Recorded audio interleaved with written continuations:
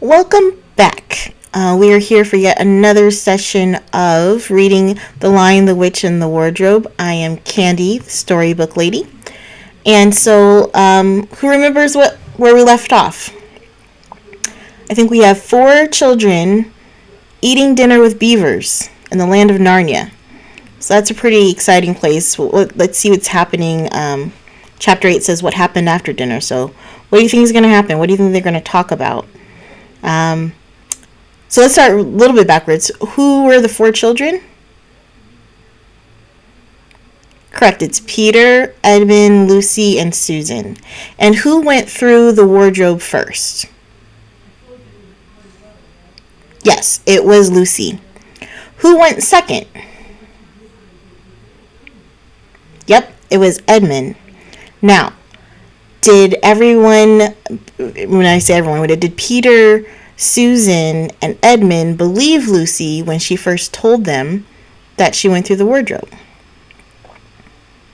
No, they didn't.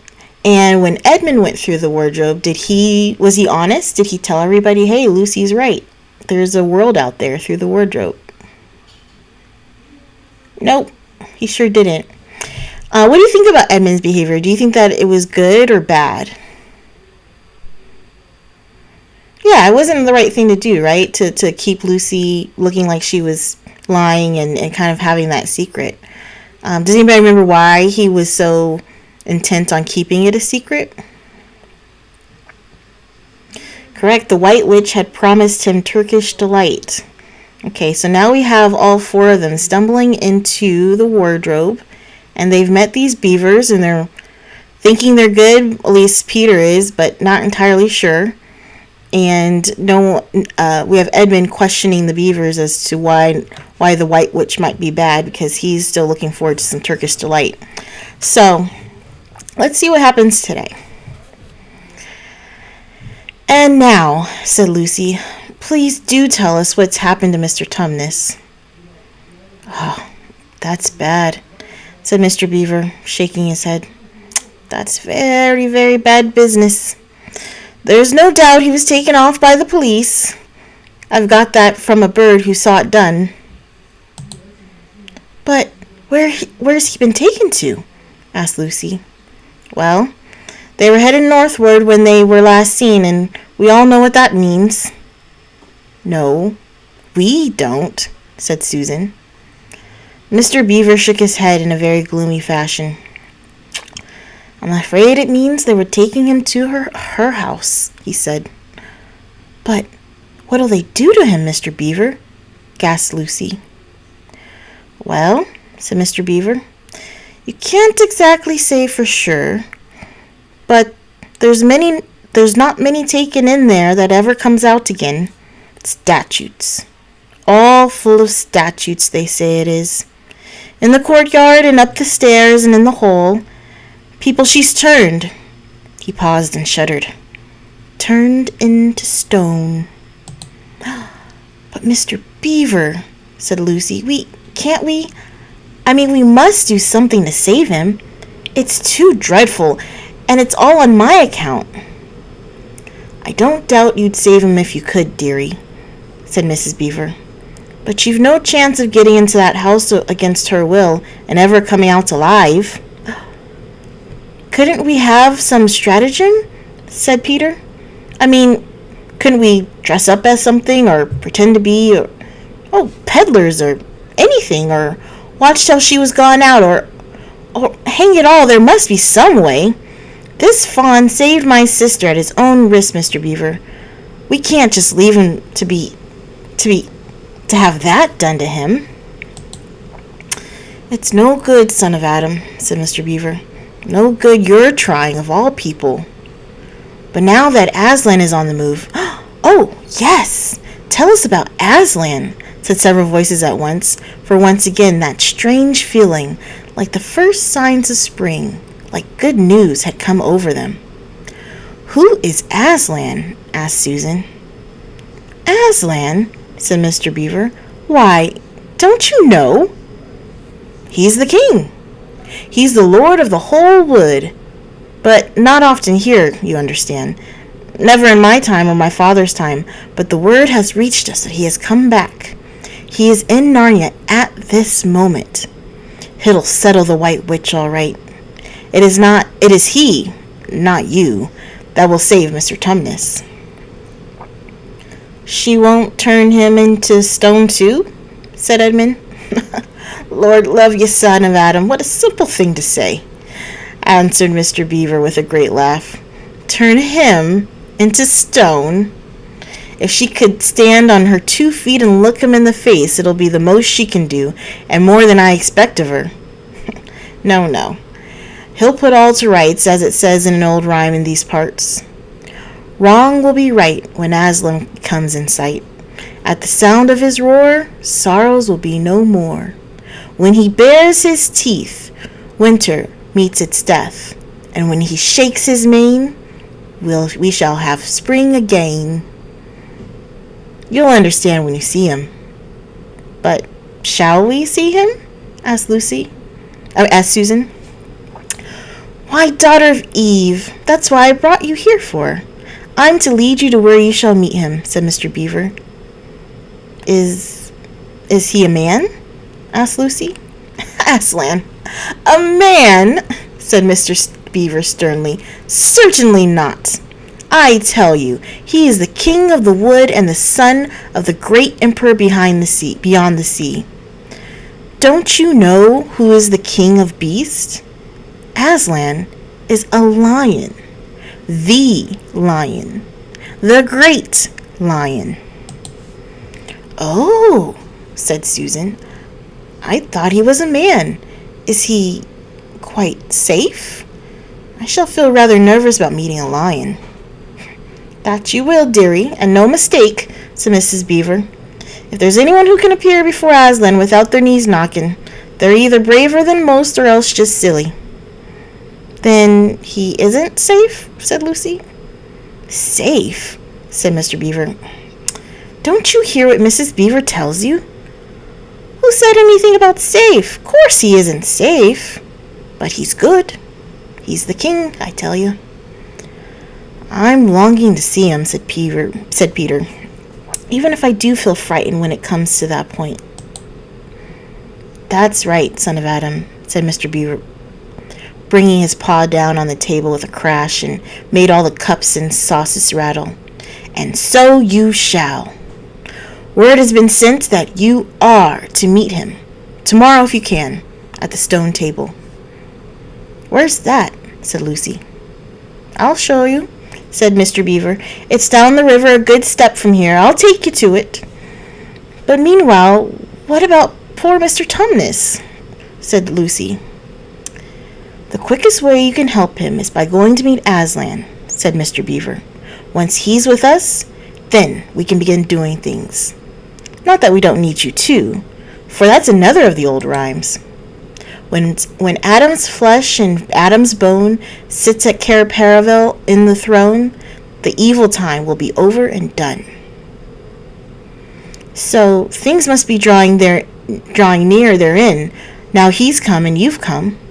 We've heard of Aslan coming into these parts before, long ago. Nobody can say when, but there's never been any of your race here before. That's what I don't understand, Mr. Beaver, said Peter. I mean, isn't the witch herself human? She'd like us to believe it, said Mr. Beaver. And it's on that she bases her claim to be queen, but she's no daughter of Eve. She comes of your father's Adam. Here Mr. Beaver bowed. Your father Adam's first wife. Her they called Lilith, and she was one of the Jinn. That's what she comes from on the other side, and on the other she comes of the giants. No, there's not a drop of real human blood in the witch. That's why she's bad all through, Mr. Beaver, said Mrs. Beaver. True enough, Mrs. Beaver, he replied. There may be two views about humans, meaning no offense to the present company, but there's no two views about things that look like humans and aren't. I've known good dwarfs, said Mrs. Beaver. So have I, now that you speak of it, said her husband, but precious few. and they were the ones least like men. But in general, take my advice, when you meet anything that's going to be human and isn't yet, or used to be human once and isn't now, or ought to be human and isn't, you keep your eyes on it and feel for your hatchet. And that's why the witch is always on the lookout for any humans in Narnia. She's been watching for you this many a year, and if she knew the four of you, she'd be more dangerous still. What's that to do with it? Asked Peter. Because of another prophecy, said Mr. Beaver. Down at Cair Paravel, that's the castle on the sea coast, down at the mouth of this river, which ought to be the capital of the whole country if all was as it should be. Down at Cair Paravel, there are 4 thrones, and it's a saying in Narnia time, out of mind, that when 2 sons of Adam and 2 daughters of Eve sit in those 4 thrones, then it will be the end not only of the White Witch's reign, but of her life. And that is why we have to be so cautious as we came along. For if she knew about you 4, your lives wouldn't be worth a shake of my whiskers. All the children had been attending so hard to what Mr. Beaver was telling them that they had noticed nothing else for a long time. Then, during a moment of silence that followed his last remark, Lucy suddenly said, I say, where's Edmund? There was a dreadful pause, and then everyone began asking, who saw him last? How long has he been missing? Is he outside? And then all rushed to the door and looked out. The snow was falling thickly and steadily. The green ice of the pool had vanished under a thick white blanket, and from where the little house stood in the center of the dam, you could hardly see either bank. Out they went, plunging well over their ankles into the soft new snow, and went round the house in every direction. Edmund! Edmund! They called till they were hoarse.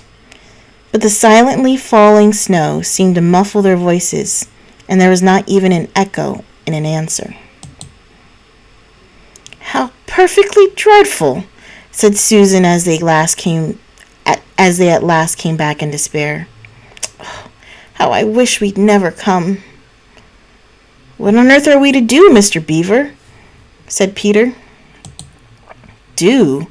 Said Mr. Beaver, who was already putting on his snow boots. Do? We must be off at once. We haven't a moment to spare. We'd better divide into 4 search parties, said Peter, and all go in different directions. Whoever finds them must come back here at once and... Search parties, son of Adam? Said Mr. Beaver. What for? Why, to look for Edmund, of course. There's no point in looking for him, said Mr. Beaver. What do you mean? Said Susan. He can't be far away yet, and we've got to go find him. What do you mean when you say there's no use looking for him? The reason there's no use looking, said Mr. Beaver, is that we already know where he's gone. Everyone stared in amazement. Don't you understand? Said Mr. Beaver. He's gone to her. To the White Witch. He has betrayed us all. Oh, surely. Oh, really, said Susan. He can't have done that. Can't he? Said Mr. Beaver, looking very hard at the 3 children, and everything they wanted to say died on their lips, for each felt suddenly quite certain inside that this was exactly what Edmund had done. But will he know the way? Said Peter. Has he been in this country before? Asked Mr. Beaver. Has he ever been here alone? Yes, said Lucy, almost in a whisper. I'm afraid he has. And did he tell you what he'd done or who he'd met? Well, no, he didn't, said Lucy. Then mark my words, said Mr. Beaver. He's already met the White Witch and joined her side, and been told where she lives. I didn't like to mention it before, he being your brother and all, but the moment I set eyes on that brother of yours, I said to myself, treacherous. He had the look of one who had been with the White Witch and eaten her food. You can always tell them if you've lived long in Narnia. Something about their eyes. All the same, said Peter in rather choking sort of voice, we'll still have to go and look for him. He is our brother after all, and even if he is rather a little beast. And he's only a kid. Go to the White Witch's house, said Mrs. Beaver. Don't you see the only chance of saving either him or yourselves is to keep away from her? How do you mean? Said Lucy. Why, all she wants is to get all four of you. She's thinking all the time of those 4 thrones at Cair Paravel. Once you were all 4 inside her house, her job would be done. And there'd be 4 new statutes in her collection before you'd have time to speak. But she'll keep him alive as long as he's the only one she's got, because she'll want to use him as a decoy, as a bait to catch the rest of you with. Oh, can no one help us? Wailed Lucy. Only Aslan, said Mr. Beaver. We must go on and meet him. That's our only chance now. It seems to me, my dears, said Mrs. Beaver, that it's very important to know just when he slipped away. How much he can tell her depends on how much he heard. For instance, had we started talking of Aslan before he left? If not, then we may do very well, for she won't know that Aslan has come to Narnia, or that we are meeting him, and will be quite off her guard as far as that is concerned. I don't remember his being here when we were talking about Aslan, began Peter, but Lucy interrupted him. Oh, yes, he was, she said miserably. Don't you remember? It was he who asked whether the witch couldn't turn Aslan into stone too. So he did, by Jove, said Peter. Just the sort of thing he would say too. Worse and worse, said Mr. Beaver. And the next thing is, was he still here when I told you that the place for meeting Aslan was a stone table? And of course, no one knew the answer to this question. Because if he was, continued Mr. Beaver, then she'll simply sledge down in that direction and get between us and the stone and catch us on our way down. In fact, we shall be cut off from Aslan. But that isn't what she'll do first, said Mrs. Beaver. Not if I know her. The moment that Edmund tells her that we're all right, she'll set out to catch us this very night. And if he's been gone about half an hour, she'll be here in about another 20 minutes. You're right, Mrs. Beaver, said her husband. We must all get away from here. There's not a moment to lose. 9. In the witch's house. And now, of course, you want to know what happened to Edmund. He had eaten his share of the dinner, but he hadn't really enjoyed it because he was thinking all the time about Turkish delight. And there's nothing that spoils the taste of good ordinary food half so much as the memory of bad magic food. And he had heard the conversation and hadn't enjoyed it much either because he kept on thinking that the others were taking no notice of him and trying to give him the cold shoulder. They weren't, but he imagined it. And then he had listened until Mr. Beaver told them about Aslan, and until he had heard the whole arrangement for meeting Aslan at the stone table. It was then that he began very quietly to edge himself under the curtain which hung over the door, for the mention of Aslan gave him a mysterious and horrible feeling, just as it gave the others a mysterious and lovely feeling. Just as Mr. Beaver had been repeating the rhyme about Adam's flesh and Adam's bone, Edmund had been very quietly turning the door handle. And just before Mr. Beaver had begun telling them that the White Witch wasn't really human at all, but half a djinn and half a giantess, Edmund had got outside into the snow and cautiously closed the door behind him. You mustn't think that even now Edmund was quite so bad that he actually wanted his brother and sisters to be turned to stone.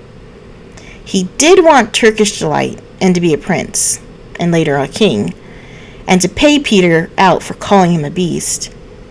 As for what the White Witch would do with the others, he didn't want her to be particularly nice to them, certainly not to put them on the same level as himself, but he managed to believe, or to pretend to believe he believed, that she wouldn't do anything very bad to them. Because, he said to himself, all these people who say nasty things about her are her enemies, and probably half of it isn't true. She was jolly nice to me. Anyway, much nicer than they are. I expect she's the rightful queen, really. Anyway, she'll be better than that awful Aslan. At least, that was the excuse he made in his own mind for what he was doing. It wasn't a very good excuse, however, for deep down inside him, he really knew that the White Witch was bad and cruel. The first thing he realized when he got outside and found the snow falling all around him was that he had left his coat behind in the beaver's house. And of course there was no chance of going back to get it now. The next thing he realized was that the daylight was almost gone, for it had been nearly 3 o'clock when they sat down to dinner, and the winter days were short. He hadn't reckoned on this, but he had to make the best of it. So he turned up his collar and shuffled across the top of the dam. Luckily it wasn't so slippery since the snow had fallen, to the far side of the river. It was pretty bad when he reached the far side. It was growing darker every minute, and what with that and the snowflakes swirling all around him, he could hardly see 3 feet ahead. And then, too, there was no road. He kept slipping into deep drifts of snow and skidding on frozen puddles and tripping over fallen tree trunks and sliding down steep banks and barking his shins against rocks till he was wet and cold and bruised all over. The silence and the loneliness were dreadful. In fact, I really think he might have given up the whole plan and gone back and owned up and made friends with the others, if he hadn't happened to say to himself, when I'm king of Narnia, the first thing I shall do will be to make some decent roads. And of course, that set him off thinking about being a king and all the other things that he would do, and this cheered him up a good deal.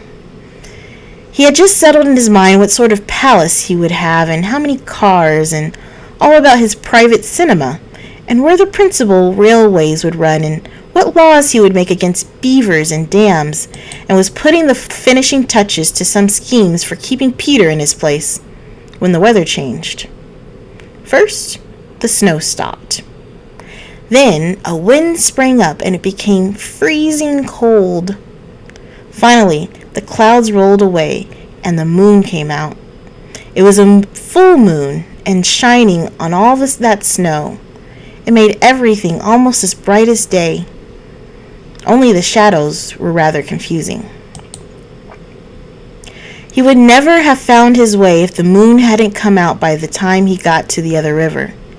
You remember he had seen, when they first arrived at the beavers, a smaller river flowing into the great one lower down. He now reached this and turned to follow it up, but the little valley down which it came was much deeper and rockier than the one he had just left, and much overgrown with bushes, so that he could not have managed it all in the dark. Even as it was, he got wet through, for he had to stoop under branches, and great loads of snow came sliding off onto his back. And every time this happened, he thought more and more about how he hated Peter, just as if all this had been Peter's fault.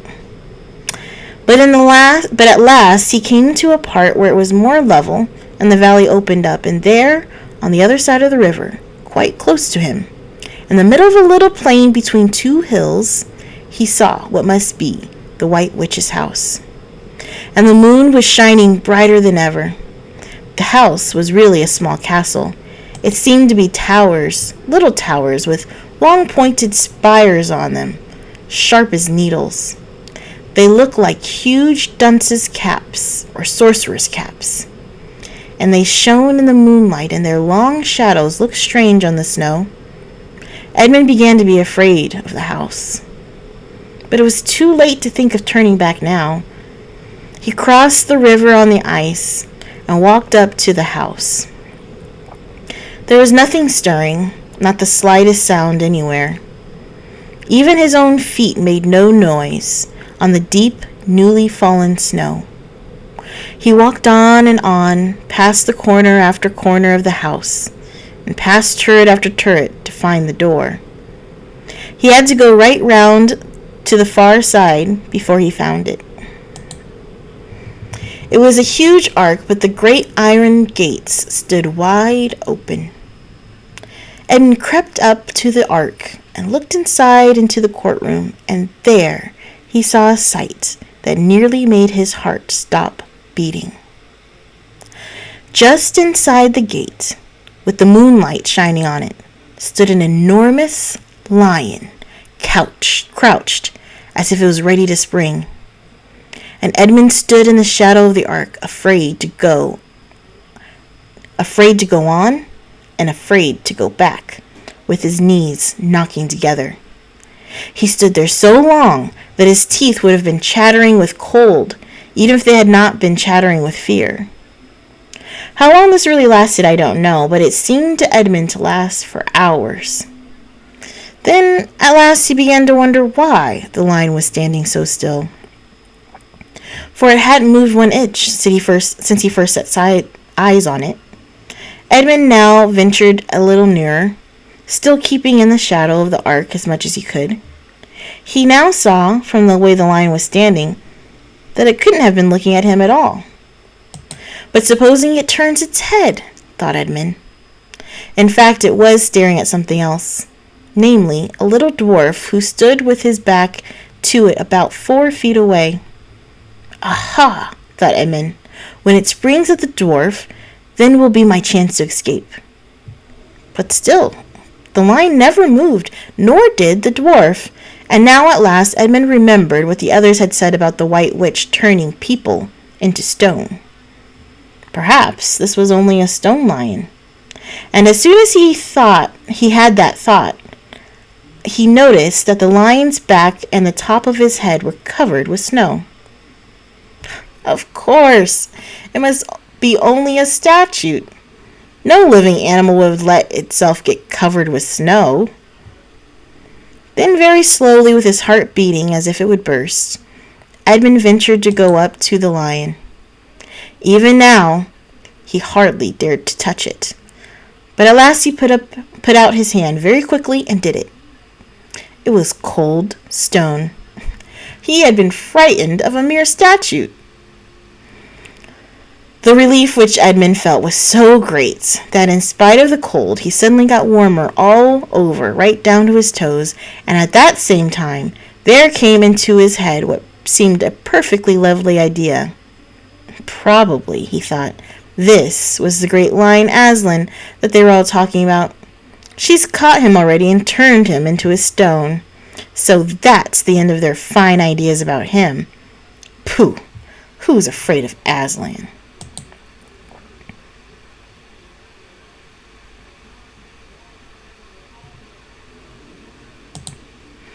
And he stood there, gloating over the stone lion, and presently he did something very silly and childish.